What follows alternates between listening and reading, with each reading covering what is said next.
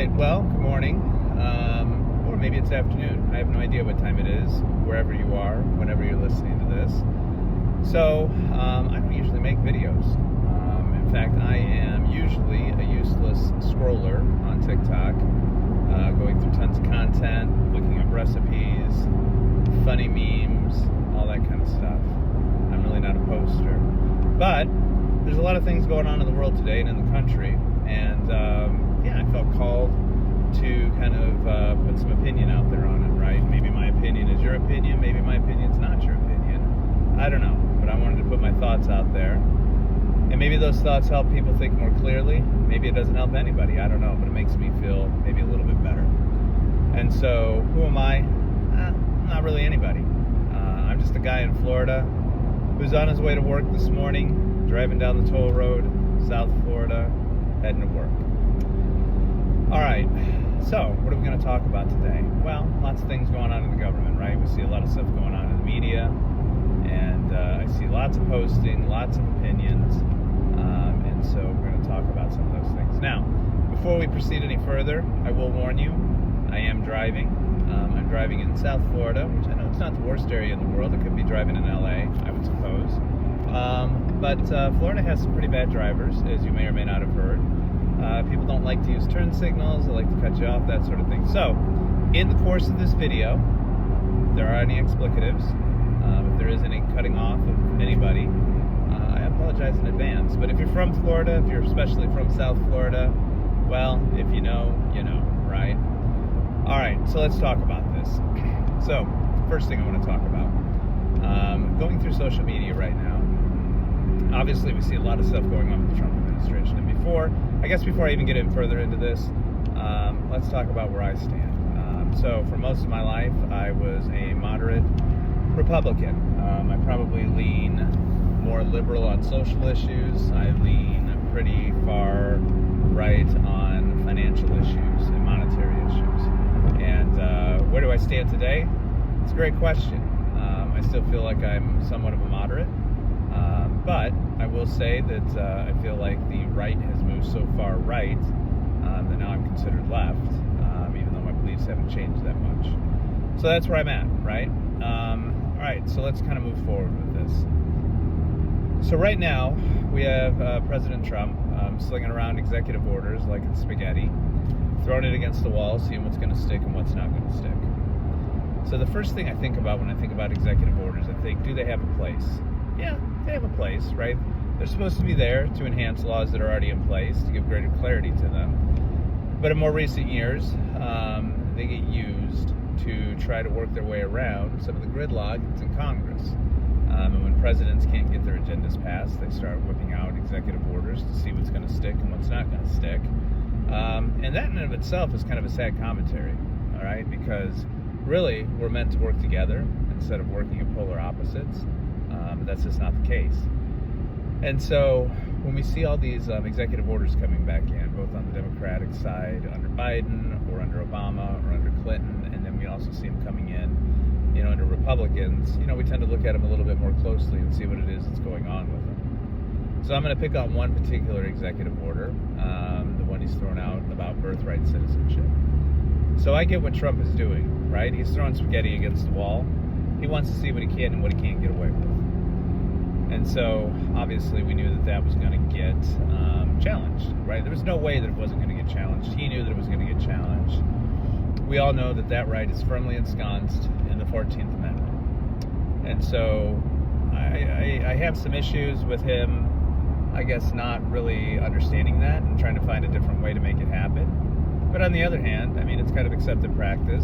And I didn't feel a whole lot of angst about it because I knew, within a couple of days it would be stopped. And so no matter where you stand on the subject of birthright citizenship, right, whether it should be there, whether it shouldn't be there, there is a mechanism that's in place in order to be able to change it. And an executive order is not it. So we have a method in order to be able to amend the Constitution. And that method is, fairly simple. It's proposal of the amendment, ratification of the amendment. The proposal can come through Congress, it can come through the, states calling that, and then it gets voted on, both in the House, the Senate, and then by the states, right? And it's not an easy process. It was never meant to be an easy process. In fact, it was meant to be kind of a difficult process, and what it was meant to do was to make sure that those rights that we have in the Constitution don't get just changed willy-nilly. They're not there for one party to go ahead and just kind of impose their will and put an amendment in place, vote on it, and get it passed through. The other party comes in, does the same thing, undoes that amendment. It would create utter havoc and chaos, even more so than what we already currently have. And so that process is hard. It requires unity on the part of America in order to be able to change those things. And so, if that were to happen, and a constitutional amendment were to be proposed, put forth, it were to be voted on, and it were to be ratified, no matter whether or not I like what happened, no matter whether or not I personally agree with it, it's the law of the land. I cannot argue the process, whether I'm happy with it or not. And so I think that's where people are kind of losing their minds over, and I think that we've kind of forgotten how our government works. So, in regards to a number of different orders that I've seen Trump put out there, right? Judges are coming back, and we knew this was going to happen. Federal judges are coming back, and they're putting a stay, questioning the constitutionality of what he's doing. And that's fine. That's what's supposed to happen. So I think what people have forgotten, maybe they need to go back to high school civics, maybe they need to audit the course again, maybe they need to take it online, do master class, something, I don't know. But we have three co-equal branches of government. We don't just have one branch of government. We don't just have the executive branch. We have three branches. And what are those branches designed to do? They're designed really to work in sync with one another. That's what they're really designed to do. But they're also designed there as checks and balances. So if one portion of that branch of government kind of goes loony, there's two other branches to hold it in check. And that's exactly what the judiciary is currently doing, right? So they believe that they're holding some of the power. They believe that Trump is overreaching his executive authority. And they're saying, hold on, right?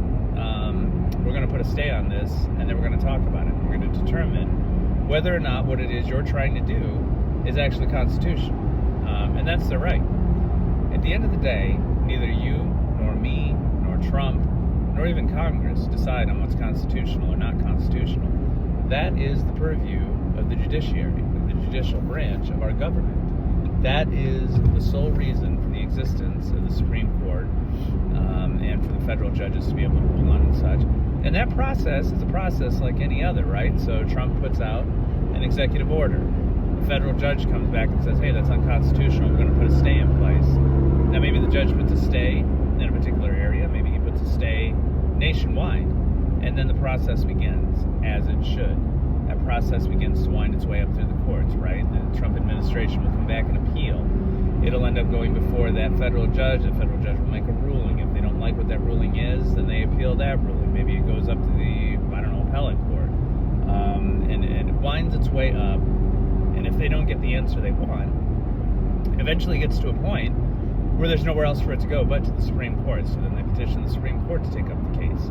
Now, the Supreme Court may decide to take up the case, which in the case of birthright citizenship, I think it's almost a no-brainer that they're going to take that case up. I think that there's almost no possibility that they're not. I would be extremely surprised if they don't. But if they do, they do. Now, if the Supreme Court comes back and they take this up, right, and they rule that it is constitutional, well, that's what their job is. Now, whether I believe that they're correct or not, that is what their job is, and if that's the way they vote, whether I believe it's biased or not, if I believe in the Constitution, and if I believe in our system of government, then I have to abide by it, whether I like it or not. And if I don't like it, again, there's mechanisms in place to be able to change it, kind of in the future. But this nonsensical talk on the right about, imprisoning judges, impeaching judges, pulling them out of office, pulling them up in contempt, throwing them in jail. You're talking about throwing them in jail for doing the very thing that they were put in place to do, and you can't do that. That's not the way our government works. And so it would be helpful if people understood better, what it is that they're supposed to do. Now, I also see a lot of people coming in and saying, hey, this is what we voted for Trump to do. Stand out of the way. Get out of the way. That might be true. You might have voted for him to remove birthright citizenship. And if you did, well, then you might have wanted to investigate it a little bit more, because what you voted for him to do might just be unconstitutional. And it doesn't matter that 77 million people voted for him to do that. What matters is the Constitution says that he can't do that. And so if you want him to be able to do that, you want him to be able to go through the accepted practice of where we're at. Because right now we stand on the precipice of a constitutional crisis, unseen in our history. And so if we kind of move on to one of the other topics that I wanted to talk about, that topic is what Elon Musk and Doge are doing. Now, on this topic, what do I believe? So what I believe is, personally, is that he's not doing anything that couldn't have been done for years. So he's going in, he's accessing American data. Keep in mind, this is a government contractor, by the way, that's being given access to government data. He has $3 billion in SpaceX contracts, and he's being given data that gives him the payment information, the bidding process, the bids that were submitted for all of his competition, right? At the least, it is a huge conflict of interest for him to be in those systems. At worst, it's one of the worst data breaches in American history, right? You've got 20-year-olds kind of running around roughshod throughout our data, and people say, well, our data's out there anyhow. Well, not all your data, right? Our payment history's not out there. What stuff, proprietary things that are within the government's not out there. And so we're lauding, Elon Musk as this anti-hero who's going through and uncovering fraud and waste. Well, here's the thing. Is there fraud within the U.S. government? 100%. Absolutely. Does it happen on the government contractor side? Abso-fucking-lutely. Absolutely. Does it happen on Congress's side? There's a little quid pro quo going on. I am positive that it happens, and I'm positive it happens on both sides of the aisle. And so I don't think that's anything new. I don't think that's anything shocking. Should it be rooted out? Should it be stopped? Absolutely. However, what Elon Musk is coming back with is he is coming back and telling you things that you already had the ability to know. I see all these lists coming out of aid, things that are going out to foreign aid, throughout the country, as though this is some big, huge gotcha. It's not any big, huge gotcha. It's part of the federal budget. And that federal budget is voted on and approved every year by Congress. Now, when I go back and I take a look at what was approved for 2024 and the continuing resolution for 2024 into 2025, that budget, those things that everybody's getting into an uproar about, all this aid that's going out to USAID, going out to foreign countries, all the things that are in those budgets, all those things were voted on. All those things were approved by a bipartisan Congress. If Republicans were that upset about what was being spent, they could have stopped it at any time. They had the votes to stop that budget from going through and force changes within the budget. They didn't. They approved it. And so on that end, Congress holds the purse strings. Just like the judiciary has a job to do, Congress has a job to do. And on Congress's end, they write the laws and they hold the purse strings. They approve the federal budget. Now, once that federal budget is approved, Trump does not have the authority to come back and summarily say, hey, we're not going to spend money on that budgetary item. Only Congress has that power. And so that is why federal judges have come back in and stopped what he's doing. Now, if you want to reduce the size of government, I don't have any issue with that. I think our government is bloated. I think it's unwieldy. And I do think that there is an opportunity to reduce waste throughout governmental agencies. However, that process needs to be orderly. It needs to be considered. It needs to be well thought out. This is not a Silicon Valley Fortune 500 company that you can just go through and lay waste to. There are real consequences for that, and we're seeing some of those consequences right now. Aid is being withheld from people that need it desperately here within the United States and outside of the United States. There's no real plan for reducing our workforce other than slashing, 2 million workers all of a sudden going, unemployed, that's like a 2% increase in unemployment rate right off the bat. And it renders our government unable to function. And so that's why federal judges have come in and put a halt to this and said, hey, we're going to stop and we're going to take a look and we're going to see what's going on. You need to resume payments until that happens. Now, the problem is, what happens if Trump doesn't do it? And we have some very good evidence that he has not obeyed the judge's order, that payments have not restarted on some of these programs that should start. And so Trump wants to go ahead and go through and challenge, the ruling. He's more than welcome to do so. That administration is more than welcome to take it in and challenge it in the courts. But what they can't do is they cannot ignore a federal judge. So what happens if he ignores a federal judge? What's the enforcement mechanism in place? And this is where it becomes scary, right? And Republicans and MAGA Republicans right now may be cheering this on, and that's what's even scarier, because they don't understand the consequences of what it is they're cheering on. If Trump refuses to comply with that federal order, it sets up a constitutional crisis. We now have a president who has sworn to uphold the Constitution, uphold the rule of law, who's essentially said, I'm not going to do that. I am going to take complete and sole control of the power in the United States, and I'm going to do what I want, regardless of what the other branches of government say. And what has he done to help do this? Well, he's helped, sorry, a little bit of that traffic I talked to you about. So what has he done? He's put loyalists in place who are going to follow his orders. So he's got loyalists in place within the military. As far as that goes, there is no mechanism in order to be able to enforce it, if that's what happens. And so what do we have then? Then we do not have three co-equal branches of government. We have one branch of government who has suddenly taken over the whole show. And we now have dictatorship. Now, dictatorship, whether you think it's kind of a boogeyman or not, I mean, that means he is dictating what happens in this country, regardless of what Congress says, regardless of what the judiciary says, regardless of what the Constitution says. And that's where we find ourselves today. And it's no surprise that we find ourselves where we're at. Whether or not you believe that Trump knew about Project 2025 beforehand, he is enacting Project 2025, and those that are behind Project 2025 are pushing that agenda. And they are probably manipulating Trump as much as they're manipulating us as a people.